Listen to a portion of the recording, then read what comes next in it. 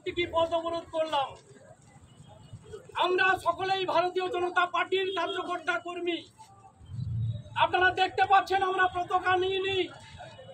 আমরা চাই এলাকার সর্বস্তরের নাগরিক সমাজ, আজকে যে মুখ্যমন্ত্রী বলেছিল যে বাংলা তার নিজের মেয়েকে চায়, বাংলার মানুষ তাকে দ্বিতীয়বারের জন্য মুখ্যমন্ত্রী করেছেন। কিন্তু সেই বাংলার মুখ্যমন্ত্রী শুধু নন, তিনি বাংলার আইন শৃঙ্খলা রক্ষা করার জন্য তিনি মন্ত্রিসভার শপথ নিয়েছেন।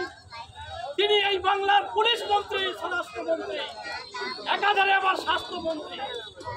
সেই স্বাস্থ্যমন্ত্রী নির্লজ্জ বেহায়া, যেখান থেকে তিনি বিধানসভায় কম্পার্টমেন্টার মুখ্যমন্ত্রী হিসাবে নির্বাচিত হয়েছিলেন, ভবানীপুর থেকে, সেই ভবানীপুরের বিধানসভা থেকে মমিতা দেবনাথ নামে জুনিয়র চিকিৎসক, চেস্ট স্পেশালিস্ট, তাকে রাত্রি 2টোর পরে ঘুমন্ত অবস্থায় এই বাংলার কুলাঙ্গিয়ার সিভিক পুলিশের সহায়তায় তাকে ধর্ষণ করে খুন করেছে। টিভিতে আপনারা দেখছেন।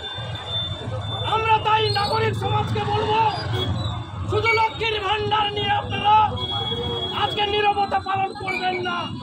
এই বাংলাকে বাঁচাতে হবে। আজকে বাংলাদেশে হিন্দু নিধন রক্ত চলছে, পশ্চিমবঙ্গেও শুরু হয়ে যাবে আর কয়েকদিন পরে। তাই আমি আজকে সমস্ত হিন্দু সমাজের, নাগরিক সমাজদের বলবো, আপনারা প্রতিবাদ করুন। আগামী দিনে এই বাংলাকে শ্মশানে পরিণত করার জন্য মমতা ব্যানার্জি ভোট সর্বস্ব রাজনীতি করতে করতে আজকে রাজ্যের আইন শৃঙ্খলাটাকে আজকে সমস্ত সমাজ বিরোধীদের হাতে ছেড়ে দিয়েছে।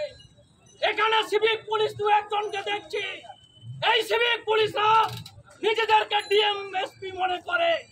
আজকে সিভিক পুলিশ অ্যারেস্ট হয়েছে, কলকাতার সিভিক পুলিশ। এরা কি উত্তর দেবে?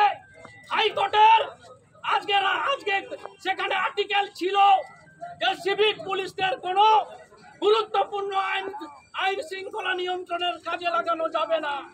নির্লজ্জ বেহা মুখ্যমন্ত্রী 4 দিন পরে মমিতা দেবনাথের বাড়িতে গিয়ে আজকে বড় বড় কথা বলছে কি আরো 7 দিন পরে সেখানে নাকি দেখার পরে তিনি সিবিআই কে হ্যান্ড ওভার করবেন। আজকে তথ্য গোপন করা হচ্ছে।